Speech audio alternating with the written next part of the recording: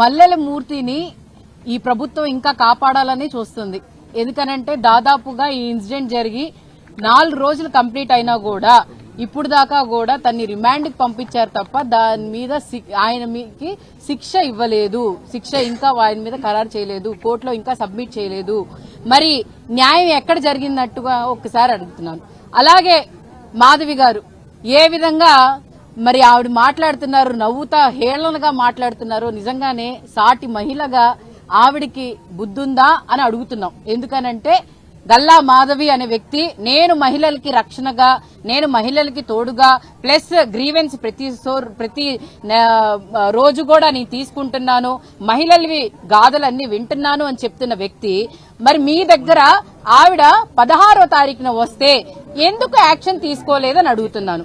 ఎందుకు 16వ తారీఖున మీరు యాక్షన్ తీసుకోకుండా ఎందుకు ఆయన్ని తూతూ మంత్రంగా 17వ తారీఖున సస్పెండ్ చేశారని చెప్పి లెటర్ ఇచ్చేశారు.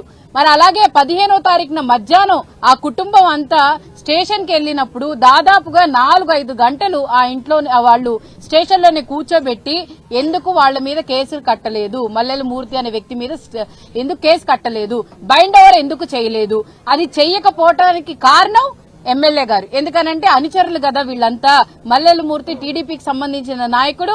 ఒకవేళ టీడీపీ వాళ్ళ మీద యాక్షన్ తీసుకుంటే మా మీద యాక్షన్ తీసుకుంటారేమో అని చెప్పి మరి పోలీసులు భయపడ్డారు. ఎందుకనంటే పోలీసులు చుట్టాలుగా మారారు కదా. ఎందుకంటే చుట్టాలు ఏమైనా మాట్లాడుకుంటే చేసుకుంటే మళ్లీ రేపటి రోజు మొహాలు చూసుకోవాలి కదా అనే ఉద్దేశంతో పోలీసులు కూడా యాక్షన్ తీసుకోలేదు.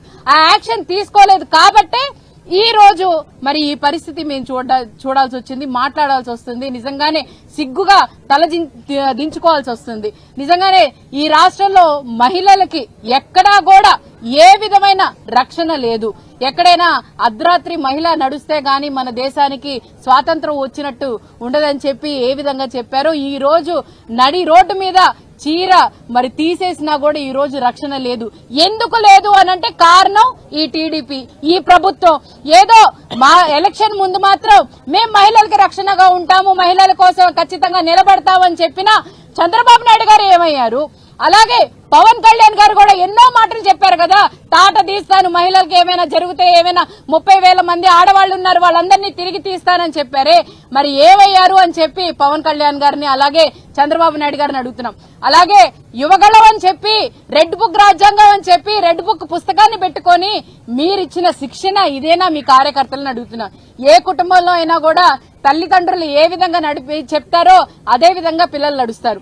అదే విధంగా పార్టీలో కూడా మీరుండి క్రమశిక్షణ తరగతులు పెట్టి మీరు క్రమశిక్షణ తరగతులు ఈ విధంగానే నేర్పిస్తున్నారా? మహిళల్ని ఇబ్బంది పెట్టాలి, మహిళల్ని ఇలాగా చెయ్యాలి అని చెప్పి మీరందరూ నేర్పిస్తున్నారు. ఎందుకనంటే మీ ఎమ్మెల్యేలే స్వయాన మీ ఎమ్మెల్యేలు మీరు ఎవరిని వాళ్ళని ప్రజల ద్వారా ఎన్నుకున్నామని చెప్తున్నారు కదా.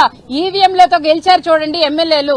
వాళ్ళ అరాచకాలు చేస్తే వాళ్ళ మీద యాక్షన్ తీసుకోకుండా ఈ రోజు వాళ్ళని ప్రోత్సహించి వాళ్ళకేవో ఇంకా మీరు బాగా చేయాలి, బాగా ఇచ్చేసుకోవాలని చెప్తున్నారు తప్ప దాన్ని చూసి నేర్చుకుంటున్న కార్యకర్తలు 40 సంవత్సరాల నుంచి ఇండస్ట్రీలో ఉండి 40 సంవత్సరాలు 4 సార్లు సీఎం అయి ఉండి మీ కార్యకర్తలకి మీరిస్తున్న నమ్మకం, మీరిస్తున్న క్రమశిక్షణ ఇదేనా అని చెప్పి చంద్రబాబు నాయుడు గారిని అడుగుతున్నారు. అలాగే మరి బోత్ ఆర్ నాట్ సేమ్ అని మరి చెప్తారు ఎవరు? లోకేష్ గారు. నిజంగానే సేమ్ కాదు. ఎందుకంటే జగన్మోహన్ రెడ్డి గారి హయాంలో ఆడవాళ్లకి ప్రాధాన్యత ఇచ్చిన వ్యక్తి జగన్మోహన్ రెడ్డి గారు. ప్రతి ఒక్క విషయంలో కూడా ఎక్కడ ఏ ఫోన్ కాల్ వచ్చినా కూడా ఎఫ్ఐఆర్ లేకుండా ముందు వాళ్ళని స్టేషన్ లో వేయండి అని చెప్పి ముందు యాక్షన్ తీసుకోమని చెప్పిన వ్యక్తి జగన్మోహన్ రెడ్డి గారు. కానీ మీ దగ్గర ఎమ్మెల్యే గారి దగ్గర నుంచి ఫోన్ రావాలి, ఎమ్మెల్యే గారు చెప్తేనే కేసు కడతాం, ఎమ్మెల్యే గారు ఏ విధంగా రాయమంటే ఆ విధంగా రాస్తామని చెప్పి ఈ రోజు ఈ పరిపాలన ఉంది. అలాగే స్వయాన ఇక్కడ ఎమ్మెల్యే మరి మహిళనే. అలాగే ఉమెన్ కమిషన్ సంబంధించి రాయపాటి శైలజ గారు కూడా గుంటూరు తూర్పు నియోజకవర్గంలోనే ఉంటారు. అలాగే ప్రతి ఒక్కళ్ళు కూడా మహిళలకు సంబంధించి ప్రతి ఒక్కళ్ళు కూడా ఇక్కడే ప్రాతినిధ్యం వహిస్తున్నారు. ఇక్కడే ఈ ఘటన జరగటం చాలా బాధాకరం. అలాగే రాజధాని ప్రాంతంలోనే మరి ఇలాంటి రక్షణ లేకపోతే ఇంకా ఎక్కడ ఏ రాజధాని ఎక్కడ పెట్టినా ఏం ప్రయోజనం? ఎందుకంటే రాష్ట్రానికి ముందు ఇవ్వాల్సింది అభివృద్ధి సంక్షేమం కాదు, ముందు రక్షణ కల్పించాలి. మహిళలు దాదాపుగా 50% ఉన్న రాష్ట్రం మనది. మరి వాళ్లకే రక్షణ లేకపోతే మీరు ఎన్ని చేసినా ఏమి చేసినా ప్రయోజనం ఉందా అని చెప్పి చంద్రబాబు నాయుడు అడుగుతున్నారు. అలాగే మరి మీరు చూసుకుంటే హోంమంత్రి గారు మాటలకే ఫోన్లు చేసి మేము రక్షణ కల్పిస్తాం, మేము అయిపోయిన తర్వాత మీరేం చేస్తారమ్మా? అయిపోయిన తర్వాతనా? అవ్వకుండా చూసుకోవాల్సిన బాధ్యత మీ మీద ఉంది. ఎప్పుడైనా ఏదైనా మరి మీరు చూసుకుంటే అమర్నాథ్ గారి మీద ఆయన చెప్పారని చెప్పి ఆయన మీద చర్యలు తీసుకున్నారే, మరి ఇప్పుడు యాక్షన్ ఎందుకు తీసుకోవట్లేదు? ఎందుకు స్పీడ్ యాక్షన్ రావట్లేదు? ఎందుకు గల్లా మాధవి గారు అక్కడ రాపుతున్నారా? గల్లా మాధవి గారు ఏమంటారు? వైఎస్ఆర్సీపీ పార్టీ వాళ్ళకి ఇంకో పని పాట లేదు, ఏదైనా ఇలా ఇంటి ఇష్యూస్ ఉంటే వెళ్తారంటారు. అమ్మా మీరు చేయలేరు, మీరు ఎలాగో వాళ్ళకి అండగా ఉండలేరు, మేము ఉంటాము అండగా. మీరు ఎన్ని మాటలు చెప్పినా ఏం చెప్పినా కూడా మేము పట్టించుకోవు. ఎందుకనంటే మేము రాజకీయాల్లో వచ్చింది ఒక తోటి మహిళగా, మేమందరం ఇక్కడికి వచ్చింది ఒక మహిళకు అండగా ఉండడానికి తప్ప మీలాగా నీచమైన రాజకీయాలు, ఈ రాజకీయాన్ని ఉపయోగించుకొని మీరు బలపడటానికి గానీ మీ కార్యకర్తలు బలపడటానికి కాదు. ఈ విధంగా ఒక్కసారి ప్రజలందరూ గ్రహించండి.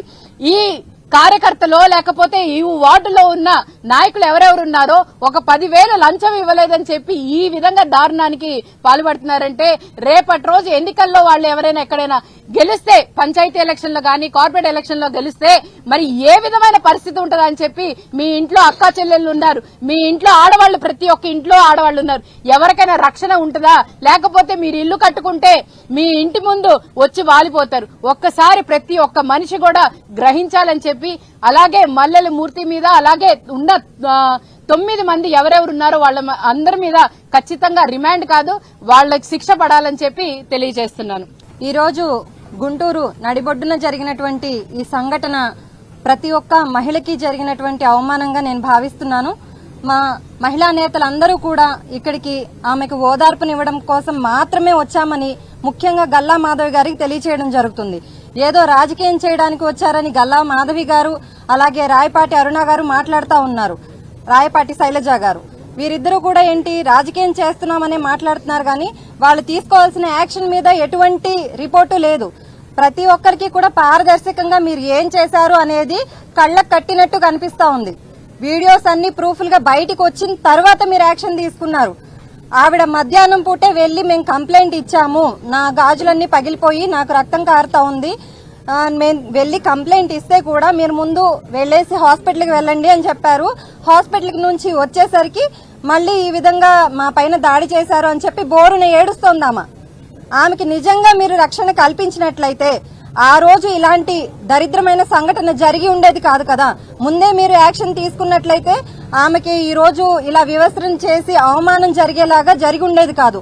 ఏనాడో మనం మహాభారతాల్లో విన్నాము, చదువుకున్నాము, దుర్యోధనుడు, దుశ్శాసనుడు లాంటి వాళ్ళు ఇలాంటి నీచమైన పనులకు సిద్ధమవుతా ఉంటారు అని. అది చదువుకున్నాం కానీ విన్నాం, కానీ మనం అయితే కళ్ళకు కట్టినట్టు చూసింది ఈ ప్రభుత్వంలో మాత్రమే అని నేను చెప్తున్నాను డంకాపదంగా. ఎందుకంటే ఈ రోజు ఇక్కడ జరిగింది, మొన్న నెల్లూరులో జరిగింది, ఎక్కడ చూసినా సరే మహిళల పైన విపరీతమైన దాడులు, అవమానాలు, అత్యాచారాలు. ఎక్కడ చూసినా టీడీపీ ప్రభుత్వం అనగానే గుర్తొచ్చేది దాడులు, అవమానాలు, హత్యలు. ఇంకా చెప్పాలంటే ఈ రాజకీయం కోసం మీరందరూ కూడా ఇంత దిగజారిపోతున్నారా అని నేను ప్రశ్నిస్తా ఉన్నాను. ఈ రోజు చంద్రబాబు నాయుడు గారు ఎవరైనా మహిళ పైన చేయి వేస్తే అదే ఆఖరి రోజు అని చెప్పారు. ఏది ఆ మల్లెల మూర్తి అనే అతనికి అదే ఆఖరి రోజు ఎందుకు అవ్వలేదని మేమందరం కూడా సూటిగా ప్రశ్నిస్తా ఉన్నాము. మల్లెల మూర్తి అనే వ్యక్తి ఈ రోజు హాయిగా రిమాండ్ లో ఉన్నాడు. మీరెందుకు ఆయన అరెస్ట్ చేశారు?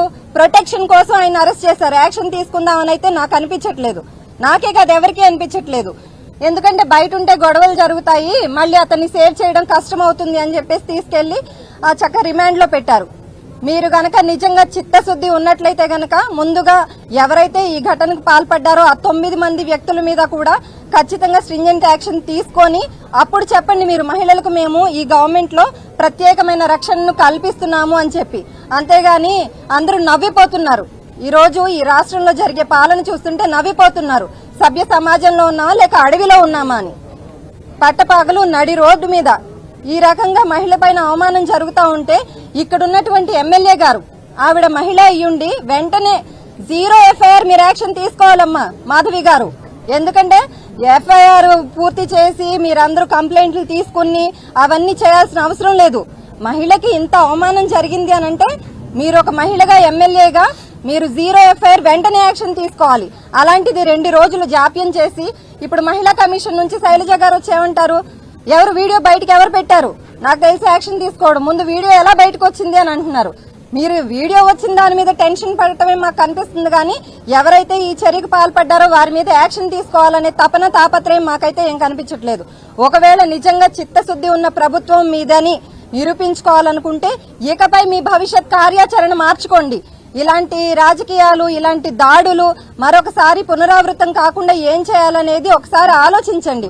ఒక హోమ్ మినిస్టర్ గా ఉన్న మీరు ఈ రోజు మేము ఎన్నిసార్లు కంప్లైంట్ చేశాము, నా విషయంలో కంప్లైంట్ చేశాము, అలాగే రోజమ్మని ఇలా మాట్లాడారని కంప్లైంట్ చేశాము. మేమందరం కూడా ఇక్కడున్న ప్రతి ఒక్క ప్రజాప్రతినిధి వెళ్లి కంప్లైంట్ చేశాము మహిళా కమిషన్ కి. మీరు యాక్షన్ తీసుకోండి, మహిళల్ని చులకనగా చూస్తున్నారు, అవమానిస్తున్నారు, అవహేళన చేస్తున్నారు, కేవలం రాజకీయం కోసం ఇంతలా దిగజారిపోతారా అని చెప్పి మేము కంప్లైంట్ ఇచ్చాము. దాని మీద ఎలాంటి యాక్షన్ లేదు. కేవలం మేకప్ వేసుకున్నారు అనే ఒక్క మాట కోసం యాక్షన్ తీసుకొని అమర్నాథ్ గారిని మహిళా కమిషన్ చుట్టూ తిప్పుతున్నారు. ఇవాళ ఏం యాక్షన్ తీసుకుంటున్నారు మీరు వారందరి మీద? ఎవరి మీద ఎలాంటి యాక్షన్ మీరు తీసుకోవట్లేదు. కేవలం కాలం జాప్యం చేస్తే అందరూ ఈ విషయాన్ని మర్చిపోతారు. ఎవరిని ఎలా హింసించినా సరే, ఎవరిని ఎలా అవమానించినా సరే మీకు పట్టట్లేదు. కేవలం మీ కార్యకర్తల్ని కాపాడుకోవడమే మీరు ధ్యేయంగా ముందుకు పోతా ఉన్నారు. అసలు నాయకుడు అనేవాడు సరిగ్గా ఉంటే ఖచ్చితంగా ఆ నాయకుడు వెనకాల నడిచే కార్యకర్త కూడా కరెక్ట్ గానే ఉంటాడు. నాయకుడు కరెక్ట్ గా ఉన్న రోజు ఇలాంటి ఘటనలన్నీ కూడా పునరావృతం కావు. నాయకుడే నేను రెడ్ బుక్ తీసుకొస్తున్నాను, ఆ రెడ్ బుక్ పాలనే జరుగుతుంది అని చెప్పి మీ అందరికీ, అదే ఎవరైతే టీడీపీ నాయకులు ఉన్నారో వారందరికీ మద్దతు తెలుపుతా ఉంటే ఇంకా వెనకాల ఉన్న నడిచే జనాలంతా ఏం నడుస్తారు? అయితే మాకేం కాదు, మా చంద్రబాబు నాయుడు గారు ఉన్నారో, లోకేష్ గారు ఉన్నారో, ఎవరో ఒకరు ఉన్నారు అని చెప్పేసి వాళ్ళు కూడా ధైర్యంగా ఇలా చర్యలకు పాల్పడతా ఉన్నారు. వెంటనే మీరు యాక్షన్ తీసుకున్నట్లయితే ఈ రోజు అలా జరిగేది కాదు. నెల్లూరులో ఆమె గురించి ఎంత బాధపడుతుందో, ఆమె గుండె పగిలేలా ఏడుస్తుందని అమ్మ పూజితమ్మ చెప్తూ ఉన్నారు. అసలు ఇంత అవమానంగా మహిళ మానం ప్రాణం అన్ని కూడా గాలికి వదిలేసి తిరగాల ఈ రాష్ట్రంలో మీ ప్రభుత్వంలో? ఒకసారి ఆత్మ విమర్శ చేసుకోండి. ప్రజలందరూ కూడా నవ్వుతున్నారు. లాకప్ డెత్లు మీ హయాంలోనే, హత్యలు మీ హయాంలోనే, అత్యాచారాలు మీ హయాంలోనే, గంటకి 4 చోట్ల జరుగుతున్నాయంటే మీరు చూడండి ఎంత దారుణమైన పరిస్థితుల్లో ఉన్నామో. జగన్మోహన్ రెడ్డి గారు చెప్పారు జంగిల్ రాజ్ పాలన ఈ రోజు ఈ రాష్ట్రంలో తిరుగుతా ఉన్నది అని. మినిస్టర్ల మీద దాడులు చేస్తా ఉన్నారు, కార్లు పగలగొడతా ఉన్నారు, అలాగే ఇళ్లు తగలబెడతా ఉన్నారు. ఎన్ని ఘటనలు, ఒకటి కాదు. ఎగ్జాంపుల్ గా చూసుకుంటే ఇవన్నీ కూడా వెలుగులోకి వచ్చినవి మాత్రమే. వెలుగులోకి రాకుండా తొక్కిపట్టి ఉన్నాయి, ఇంకా ఎన్నో ఉన్నాయి. ఇవన్నీ వెలుగులోకి వచ్చి సాక్ష్యాధారాలతో ఉన్నాయి కాబట్టి ఇవన్నీ మేము మాట్లాడగలుగుతున్నాం. సాక్ష్యాధారాలు లేకుండా వెలుగులోకి రాకుండా ఎంత మందిని ఇబ్బంది పెడుతున్నారో మీ టీడీపీ కార్యకర్తలను ఒక్కసారి ఆత్మవిమర్శ చేసుకొని దయచేసి ఈ పాలనకి చరమగీతం పాడి మీరందరూ కూడా ఎవరైతే ఇలాంటి ఘటనలు చేస్తున్నారో మరొకసారి పునరావృతం కాకుండా ఉండేలాగా కఠినమైన చర్యలు తీసుకోవాలని, దాని మీద మీరు ఏమి యాక్షన్ ప్లాన్ తీసుకుంటున్నారనేది కూడా ప్రజలందరికీ కూడా తెలియజేయవలసిందిగా, ఎవరైతే ఇలా బాధితులు ఉన్నారో వారందరికీ కూడా వైఎస్ఆర్సీపీ మహిళా విభాగం తరపున మేమందరం కూడా అండగా ఉంటాము. అలాగే ఇలాంటి కార్యక్రమాలు ఎవరైతే చేపడుతున్నారో వారందరికీ కఠినమైన శిక్షలు ఖచ్చితంగా జరిగేలాగా మీరు పునరావృతం కాకుండా చూడాలని చెప్పి మీ అందరినీ డిమాండ్ చేస్తా ఉన్నాము.